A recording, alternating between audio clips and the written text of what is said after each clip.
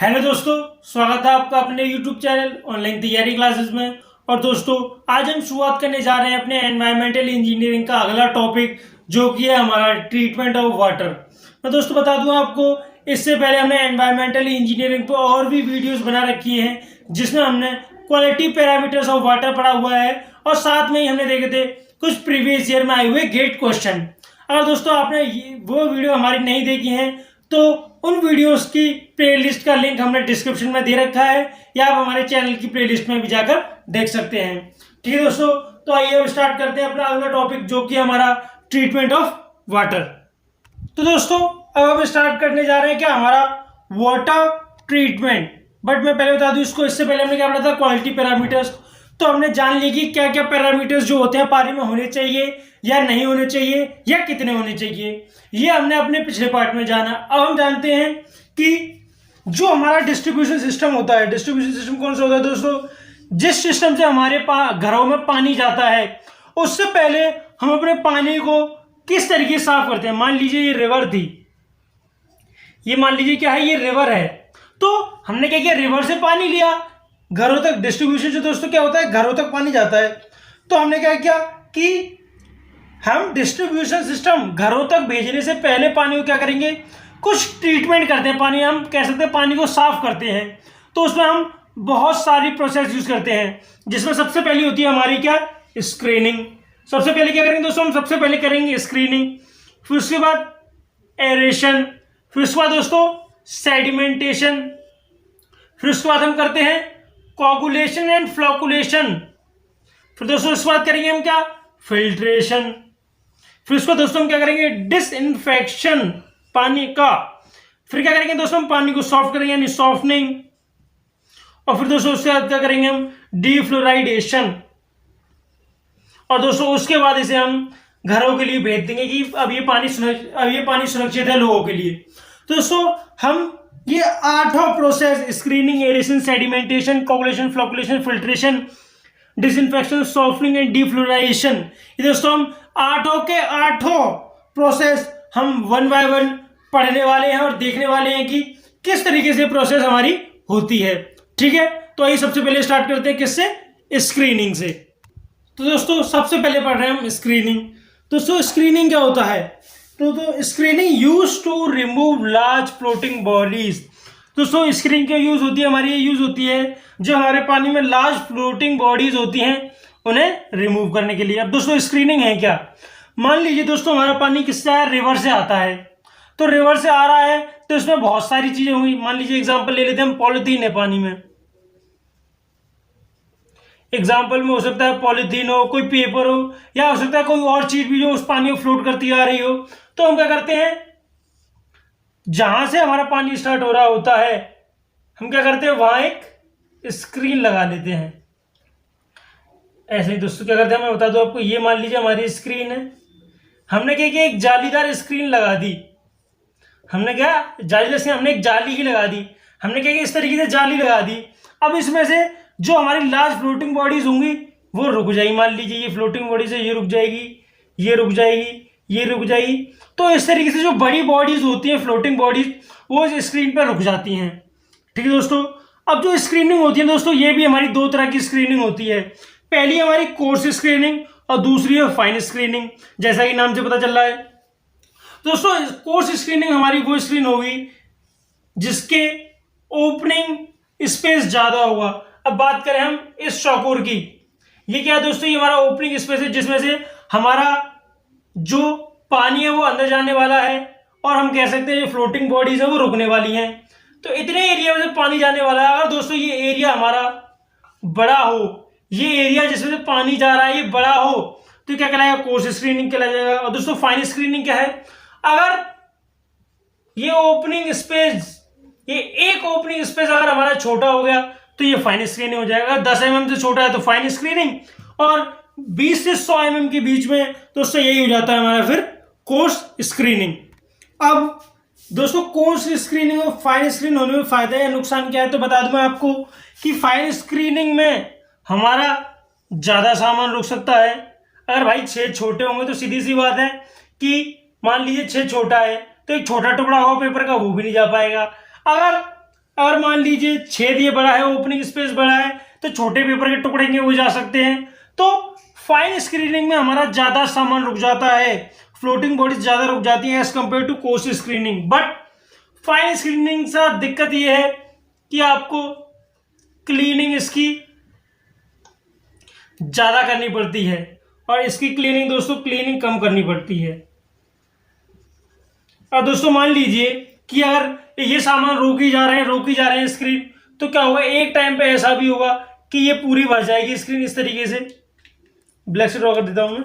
मान लीजिए अभी ये स्क्रीन ऐसे करके ये रुकती गई, ये फ्लोटिंग बॉडीज यहाँ रुकती गई, तो एक टाइम ऐसा आएगा कि ये पूरी बंद हो जाएगी स्क्रीन, तो पानी भी नहीं जा पाएगा। इसलिए क्या करना पड़ता है हमें, इसलिए हमें इस स्क्रीन को साफ भी करना पड़ता है समय के साथ। तो दोस्तों जो फाइन स्क्रीनिंग होती है उस केस में हमें क्लीनिंग जल्दी जल्दी करनी पड़ती है, बट कोर्स स्क्रीनिंग में हमें क्लीनिंग जो है वो इतनी फ्रिक्वेंटली नहीं करनी पड़ती है। हम कह सकते हैं दोस्तों ज्यादा समय के बाद करनी पड़ती है क्लीनिंग। फाइन स्क्रीनिंग में कम समय के बाद, कोर्स स्क्रीनिंग में क्लीनिंग ज्यादा समय के बाद। ठीक दोस्तों, तो ये कह सकते हैं हम इन दोनों के बीच के फायदे या अंतर, वो फायदे थे या नुकसान थे। अब दोस्तों बात करते हैं कि हम स्क्रीन को प्लेस कैसे करते हैं। तो याद रखिएगा जो हमारी स्क्रीन प्लेस होती है वो कैसी शेप में होती है, इंक्लाइंड।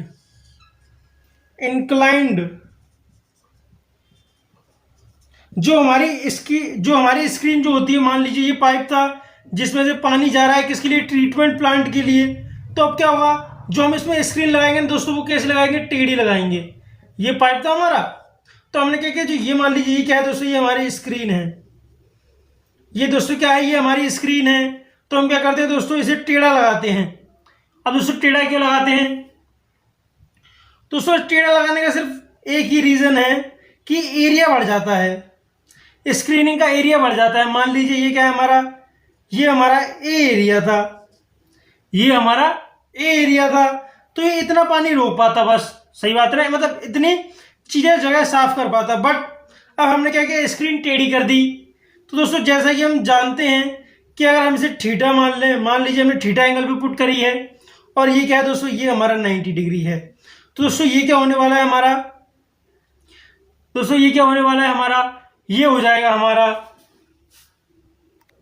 और मान लीजिए हमने इसे क्या मान लिया है, ये मान लिया हमने ए डैश।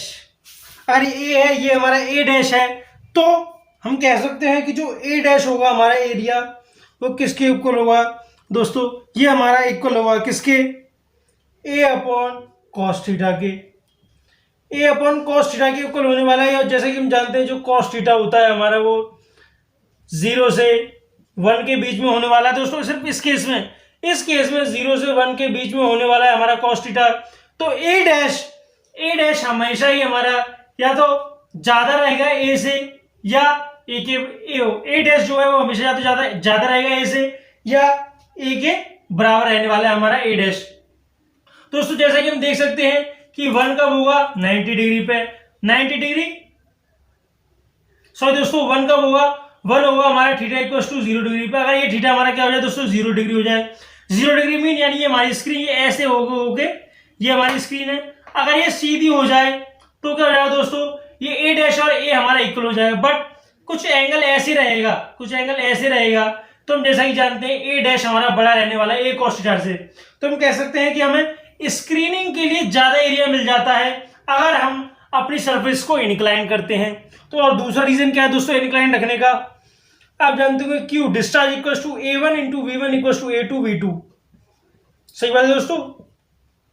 अगर दोस्तों हमारा A dash into V dash है तो उससे हमारा इक्वल होने वाला है किसके, A इस वाले एरिया इंटू V जो स्क्रीन पे वेलोसिटी पड़ेगी, और V1 क्या है, A डैश पे स्क्रीनिंग वेलोसिटी पड़ेगी।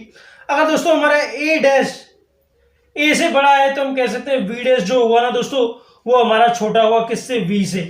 तो जैसा हम कह सकते हैं कि V डैश हमारा छोटा है किससे, V से। तो जब A पे जो वेलोसिटी से आएगा पानी वो तेज से आएगा as compare to A dash. A dash पे दोस्तों क्या होगा, पानी की वेलोसिटी कम अफेक्ट करेगी, यानी इस पर फोर्स कम लगेगा। और सीधा लगाएंगे दोस्तों इस तरीके से स्क्रीन तो उस पर फोर्स ज्यादा लगेगा। इसलिए जो हमारी स्क्रीन होती है वो दोस्तों कैसी होती हैं, इंक्लाइंड होती हैं। हम कह सकते हैं कैसी होती हैं, टेढ़ी होती हैं। तो हम कह सकते हैं कि screens are generally provided inclined. Screens are generally provided inclined. Generally provided inclined. Screens are generally provided inclined, यानी स्क्रीन जो वो कैसी प्रोवाइड की जाती है, टेढ़ी प्रोवाइड की जाती है। दोस्तों आप बहुत सारी बुक में देखेंगे तो हमने थीटा ये माना, स्क्रीन ए ये मानी थी, बट बहुत सारी हमारी ऐसी किताबें हैं जिसमें स्क्रीन आपकी ये मान लेंगे ए, ये तो ए डैश रहेगी, और इस स्क्रीन को ए मान लेंगे और इसे क्या मान लेंगे दोस्तों, इसे थीटा मान लेंगे। तो हो सकता है आपकी कैलकुलेशन में कहीं कोई चेंज आ जाए, ठीक है। मैं बता दूं आपको, सो दोस्तों थीटा ऐसे नहीं, और थीटा किसे मान लेते हैं, थीटा वो इसे मान लेते हैं। तो उस वजह से यहाँ A dash equal to A upon sine theta हो जाता है, तो थोड़ा सा चेंज आ जाता है, बट रिजल्ट जो आना है, जो हम पता करना चाहते थे, वो हमें ऐसे ही मिलेगा। अब दोस्तों थीटा की वैल्यू होती है ना, वो हम कितना रखते हैं, मैं बता दूं आपको। थीटा की वैल्यू जनरली होती है हमारी 30 डिग्री से 60 डिग्री के बीच में। कितनी होती है, 30 डिग्री से 60 डिग्री के बीच में हमारी थीटा की वैल्यू होती है। ठीक है दोस्तों, तो ये था हमारा स्क्रीनिंग। अब आइए देखते हैं हमारा अगला प्रोसेस जो हमारा ट्रीटमेंट प्लांट में होता है, उसे हम क्या बोलते हैं, एरेशन। तो दोस्तों अब पढ़ने वाले हम एरेशन। तो दोस्तों एरेशन क्या होता है, दोस्तों एरेशन होता है हमारा water is brought in contact with O2। दोस्तों पानी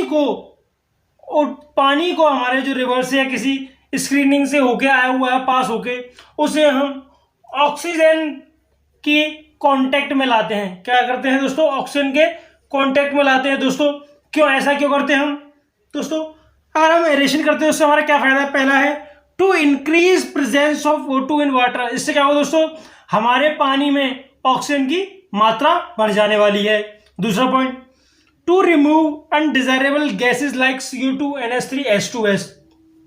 दोस्तों जब हमारे पानी में O2 की प्रेजेंस बढ़ेगी तो क्या होगा दोस्तों, जो हमारी अनडिजायरेबल गैस है, जो हमें पानी में नहीं चाहिए, वो गैस रिमूव होने लग जाएंगी।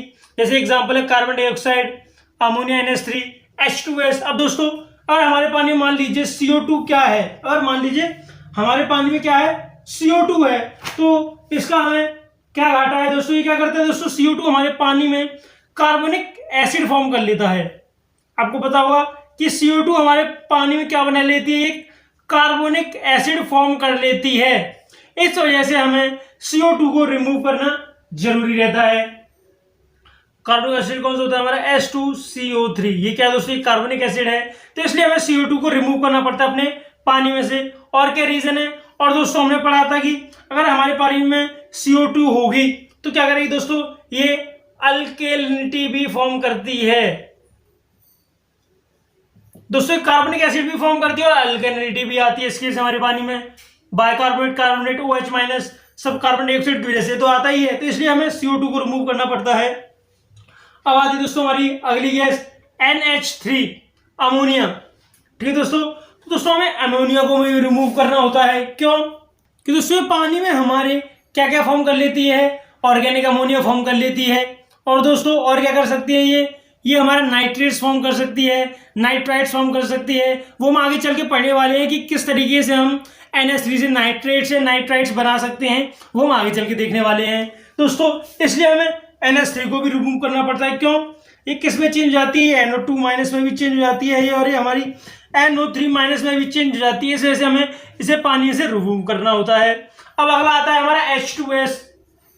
दोस्तों हमें इस गैस को क्यों रिमूव करना पड़ता है, हमें इस गैस को इसलिए रिमूव करना पड़ता है कि हमारे पानी में क्या देती है, बदबू देती है। किसकी, अंडे, जैसे जो सड़े हुए अंडे आते हैं ना, उनकी बदबू होती है, उस तरीके की स्मेल आती है। किस में से, H2S में से, इसलिए हमारे पानी में से ही बदबू आती है, इसलिए हमें इसको रिमूव करना पड़ता है। ठीक दोस्तों, और भी गैस हो सकती है, CH4 भी हो सकती है। दोस्तों इस तरह की जो गैस होती है, अगर हमारे पानी में O2 की प्रेजेंस बढ़ेगी, तो इस तरह की गैस हमारी रिमूव हो जाएंगी। अब अगला है दोस्तों टू रिमूव ऑर्गेनिक मैटर। अगर दोस्तों पता होगा आपको, अगर हमारे पानी में ऑक्सीजन की कमी हो जाती है तो ऑर्गेनिक मैटर उसमें बढ़ने लग जाते हैं। जैसे कि उसका एग्जांपल है एल्गी। एल्गी दोस्तों आपने देखा होगा काई, एल्गी क्या हम कहते हैं, उसमें से हम कहते हैं काई, कि जब हमारे पानी में ऑक्सीजन की मात्रा कम हो जाती है तो उसमें क्या फॉर्म लग जाती है, काई फॉर्म होने लग जाती है। तो और उसे हम पानी को कांटेक्ट में लाएंगे, किसके, O2 के कांटेक्ट में लाएंगे, तो ये ऑर्गेनिक मैटर भी रिमूव होने लग जाएंगे हमारे पानी में से। और दोस्तों अगला पॉइंट है to remove Fe and Mn। दोस्तों जैसा कि हम जानते हैं कि जो हमारा फेरिक है ये O2 के साथ रिएक्ट करके पानी में क्या फॉर्म कर लेता है दोस्तों, ये हमारा फॉर्म कर लेता है FeOH2। क्या फॉर्म कर लेता है दोस्तों, FeOH2। FeOH2 जो कि एक प्रेसिपिटेट है। और वही बात करें मैग्नीज की, तो ये ऑक्सीजन से रिएक्ट करके क्या बना लेता है दोस्तों, ये बना लेता है हमारा MnO2। क्या बना लेता है दोस्तों, ये बना लेता है हमारा MnO2।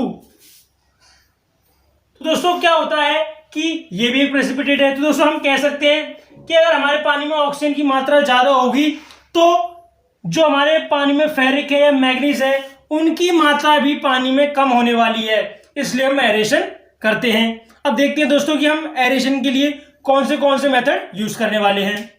तो दोस्तों एरेशन के लिए हम यहाँ 5 मेथड यूज करने वाले हैं, जिसमें पहला मेथड होता है हमारा कास्केड मेथड। दोस्तों इस मेथड में क्या होता है कि एक पाइपलाइन डाल दी जाती है और साइड में इस तरीके से स्ट्रक्चर बना दिया जाता है। दोस्तों ये हमारा साइड व्यू है और हम ऊपर से देख रहे हैं तो हमें किससे दिखेगा, पहली सीढ़ी हमारी ये वाला पोर्शन, दूसरा उसके बाद फिर हमारा ये वाला पोर्शन, ये वाला, फिर दोस्तों हमारा उसके बाद ये वाला पोर्शन, ये वाला, और फिर बीच में यहाँ हमारा क्या होगा, ओपनिंग, जहां से हमारा पानी निकल रहा है। पानी हर दिशा में ऐसे करके निकलने लगेगा। दोस्तों क्या करते हैं, हम पाइप डाल देते हैं, पानी हमारा ऐसे निकलेगा इसमें से ऊपर की तरफ और वो इस तरीके से फैलने लगेगा, नीचे की तरफ जाने लगेगा। दोस्तों ये साइड व्यू, ये ऊपर से व्यू है, अपर व्यू, ठीक है दोस्तों क्या है, ये मान लीजिए सीढ़ी सी बना दी जाती है, ऊपर से पानी इस तरह से निकलेगा, पानी किस में आएगा, O2 के कांटेक्ट में आएगा और पानी साफ हो जाएगा। ये हमारा कास्केड मेथड। अब दोस्तों अगला है हमारा क्या, अगला है ट्रे मेथड। तो दोस्तों ये क्या है, दोस्तों ये भी कास्केड मेथड की तरह ही क्या है, इसमें भी क्या डालते हैं, इसमें भी इस तरह से पाइपलाइन डली होती है। तो क्या करते हैं, इसमें पानी को ऊपर फेंकते हैं, इसमें भी सेम इसी तरह पानी को ऊपर फेंकेंगे। अब उसमें पानी क्या होगा, पहले इस ट्रे में फिल होगा, पूरा फिल हो जाएगा, फिर ये नीचे आएगा, फिर ये इसमें फिल होगा, फिर इसमें आएगा, फिर नीचे फिल होगा, फिर इसमें आएगा, फिर नीचे फिल होगा, सेम इस तरीके से। और ये दोस्तों O2 की प्रेजेंस में आएगा। और जितने भी हमने इफेक्ट बताए थे, ये हमने बताया था कि हम एरेशन क्यों करते हैं, वो सब हमें मिल जाता है। अब दोस्तों ये तीसरा आता है मेथड हमारा एयर डिफ्यूजन। तो दोस्तों इधर से पानी आ रहा होगा हमारा, और दोस्तों इधर से क्या आएगा, इधर से हम डालेंगे इसमें O2, जो O2 आएगा वो दोस्तों हमारा इधर से आएगा। दोस्तों क्या होगा, अब O2 हमारा ये पूरे में वाटर होगा, दोस्तों पूरे में वाटर होगा, अब O2 आएगा इसमें हमारा, तो O2 हमारा पानी में क्या होने लग जाएगा, मिक्स होने लग जाएगा और दूसरी गैस होंगी दोस्तों वो निकलने लग जाएंगी। ठीक है दोस्तों, तो ये हमारा एयर डिफ्यूजन मेथड। अगला है हमारा स्प्रे नोजल मेथड। दोस्तों आपसे पूछ रहे हैं बेस्ट मेथड, तो यही है जिसकी एफिशिएंसी सबसे ज्यादा है, जिसकी एफिशिएंसी देखेंगे आप तो सबसे ज्यादा है इस मेथड की। क्यों दोस्तों, इसमें से क्या आएगा दोस्तों, इसमें से हमारा पानी आने वाला है, वाटर सैंपल। अब दोस्तों क्या होगा, ये दोस्तों शावर की तरह आप नहाएंगे कभी शावर में, तो ऊपर एक पाइप लगा होता है, फिर उसका आगे से मुंह क्या होता है, बड़ा होता है और फिर उसमें छेद होते हैं और इन छेदों में से इस तरीके से पानी आता है। दोस्तों ये भी सेम वही है, ये शावर ही है हमारा। क्या करते हैं, एक पाइप लगा देते हैं, आगे एक छलनी लगा देते हैं और छलनी में दोस्तों क्या आता है, पानी आता रहता है इस तरीके से। तो दोस्तों ये हमारा बेस्ट मेथड है। क्यों, क्योंकि इसकी एफिशिएंसी बाकी सारे मेथड से सबसे ज्यादा है। और ये मेथड कौन सा दोस्तों, स्प्रे नोजल मेथड। अब आता है हमारा अगला मेथड,